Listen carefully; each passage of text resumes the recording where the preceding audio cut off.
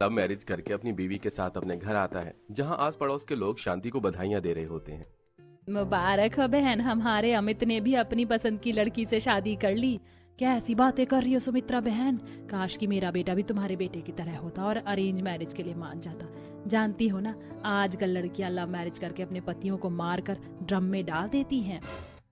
क्या शांति बहन, तुम भी ना उस पुरानी न्यूज से अब तक डरी हुई हो? अगर कोई एक इंसान ऐसे निकल गया तो जरूरी थोड़ी ना है कि सब ऐसे ही हो। सुमित्रा शांति को समझाकर वहां से चली जाती है, पर शांति और काजल के दिमाग में अभी वही पुरानी न्यूज का ख्याल होता है। और रात को जब कमरे में खुशबू अपने पति का इंतजार कर रही होती है, तो शांति और काजल मिलकर अमित के कान भर रहे होते हैं। भैया, भले ही आप 5 साल से भाभी को जानते हो, पर किसके मन में क्या चल रहा है कोई नहीं जानता। आपकी लव मैरिज है, जरा चौकन नहीं रहना। आप दोनों फिर वही बकवास बातें लेकर बैठ गए। मैंने आपसे कितनी बार बोला है, खुशबू वैसी नहीं है। उसके हाथों से मक्खी मर जाए तो उसका दोषी भी वो खुद को ठहराती है, और आप उसके बारे में ऐसी बातें कर रहे हैं। नाराज अमित खुशबू के पास जाता है तो वहीं सुमित्रा के बेटे दिवाकर का भी रिश्ता सपना नाम की लड़की से लग चुका था, और दिवाकर सपना से बातें करने के लिए उसे मैसेज करता है, पर सपना उसके मैसेज का कोई जवाब नहीं देती। मैंने सपना को सुबह मैसेज किया था, रात होने को है, उसने अब तक मेरा मैसेज देखा भी नहीं। क्या हुआ दिवाकर, फोन लेकर ऐसे क्यों बैठा है उदास? कुछ नहीं माँ, बहुत नींद आ रही है, मैं सोने जा रहा हूँ। दिवाकर उदास होकर सो जाता है, और बहुत जल्द दिवाकर की शादी सपना से हो जाती है। शादी के बाद भी सपना दिवाकर से कुछ खास बातें नहीं करती। जब घर वाले तुम्हें देखने के लिए आए थे, तब तो तुमने कहा था कि मैं तुम्हें पसंद हूँ, फिर तुम मुझसे बात क्यों नहीं करती? कोई प्रॉब्लम है? कोई प्रॉब्लम नहीं है, वो बस मुझे लोगों के साथ थोड़ा घुलने मिलने में टाइम लगता है। मुझे बस थोड़ा समय चाहिए। इतना बोल सपना सो जाती है। इसी तरह कुछ दिन बीत जाते हैं और दिवाकर अपने ऑफिस जाता है। क्योंकि दिवाकर की अभी नई शादी हुई थी, इसलिए सभी दोस्त उसे मजाक करते हैं। अरे क्यों भाई, तेरी भी अरेंज मैरिज हुई है?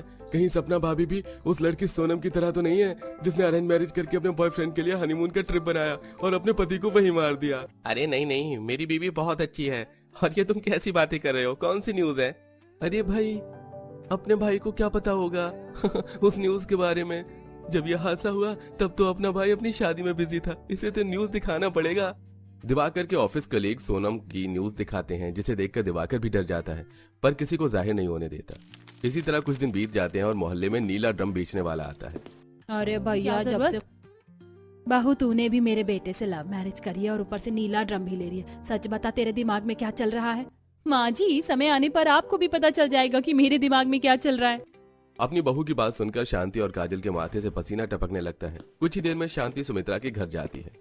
सुमित्रा बहन, तुमने बहुत अच्छा किया अपने बेटे की अरेंज मैरिज करवा कर। देखो कितनी शांत और संस्कारी बहू है तुम्हारी। अरे बहन, फिर तुम वही बात लेकर बैठ गई। अगर लव मैरिज आजकल सुरक्षित नहीं है तो अरेंज मैरिज कौन सा सुरक्षित है? नई न्यूज नहीं देखी क्या? हाँ बहन, देखा, पर फिर भी अरेंज मैरिज में इंसान बहुत देख सुनकर शादी करता है, पर लव मैरिज में तो बस बच्चों की पसंद चलती है। अच्छा, मैं चलती हूँ, मुझे अपनी बहू पर नजर भी रखना है। पता नहीं कब कौन सा कांड कर जाए। शांति सुमित्रा से खुशबू की बातें कर रही होती है, तभी वहां दिवाकर आ जाता है और शांति की ऐसी बातें सुनकर डर जाता है। कुछ देर में दिवाकर सपना के पास जाता है और डरते हुए उसे मूवी चलने को कहता है। हमारी शादी को 1 हफ्ते से ऊपर हो गए हैं, पर हम कहीं बाहर नहीं गए। क्या तुम आज मूवी देखने चलोगी? नहीं, मुझे मूवी देखना पसंद नहीं। मेरे लिए मेरा फोन काफी है, मैं सारी मूवी फोन में देख लेती हूँ। वो तो है। अच्छा, तुम्हारा कोई मेल फ्रेंड तो नहीं है ना? हाँ, ऐसी बातें क्यों कर रहे हैं?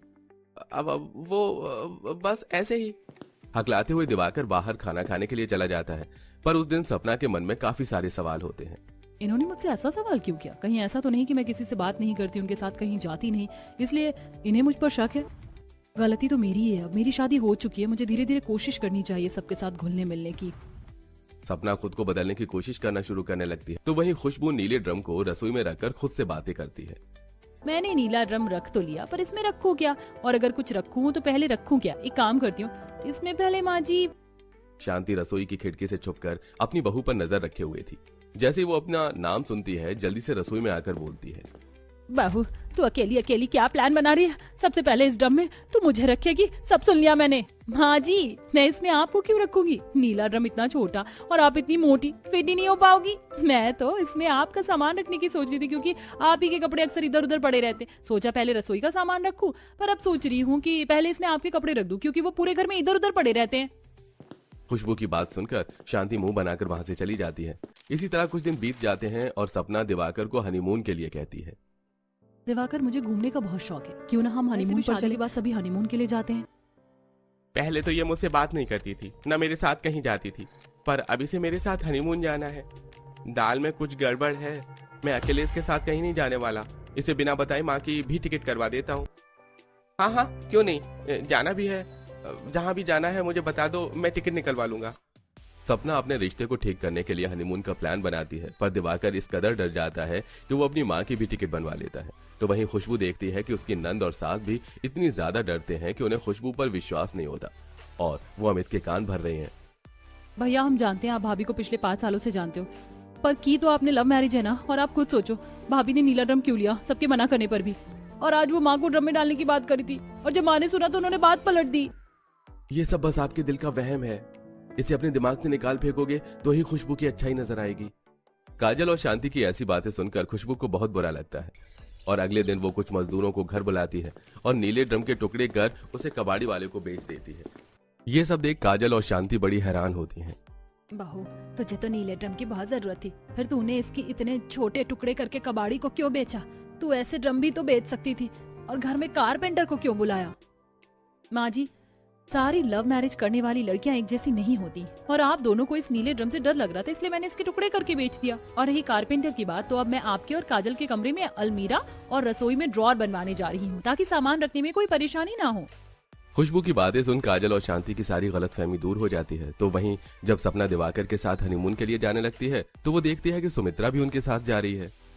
अरे दिवाकर, तू तो जिद पर ही बैठ गया। बहू, इसको समझा, तुम दोनों के साथ हनीमून पर मैं किस लिए जाऊं? दिवाकर जी, लगता है टीवी में जो न्यूज आई है उससे आप काफी घबरा गए, इसलिए जब तक आपको मुझ पर भरोसा नहीं हो जाता, हमारे रिश्ते ठीक नहीं हो जाते, हम हनीमून पर नहीं जाएंगे। हम पहले दोस्त बनेंगे और जब एक दूसरे को अच्छे से जानने लगेंगे तो उसके बाद ही हनीमून पर जाएंगे। इतना बोलकर सपना खुद ही टिकट फाड़ देती है और अपने रिश्ते को थोड़ा समय देती है। और अब वो दोनों एक दूसरे से काफी देर बातें करते हैं, बाहर घूमने जाते हैं और दोस्त की तरह रहते हैं। तो वहीं अब खुशबू भी अपनी सास और नंद के साथ ज्यादा से ज्यादा समय बिताती है, जिससे उसके मन का डर खत्म हो जाता है। और एक दिन सुमित्रा शांति से मिलने उसके घर आती है। अरे शांति, तू तो बड़ा ही डर रही थी कि मेरी बहू लव मैरिज करके आई है, कहीं मेरे बेटे को ना मार दे। आज तो तू उसी बहू के साथ घूमती फिर रही है। तुम्हारा बेटा भी तो अरेंज मैरिज करके आया है। सही कहती थी तुम, अगर एक इंसान गलत निकल जाए तो जरूरी नहीं कि सारी लड़कियां वैसी ही हों। लव मैरिज हो या अरेंज मैरिज, बस जीवन साथी अच्छा होना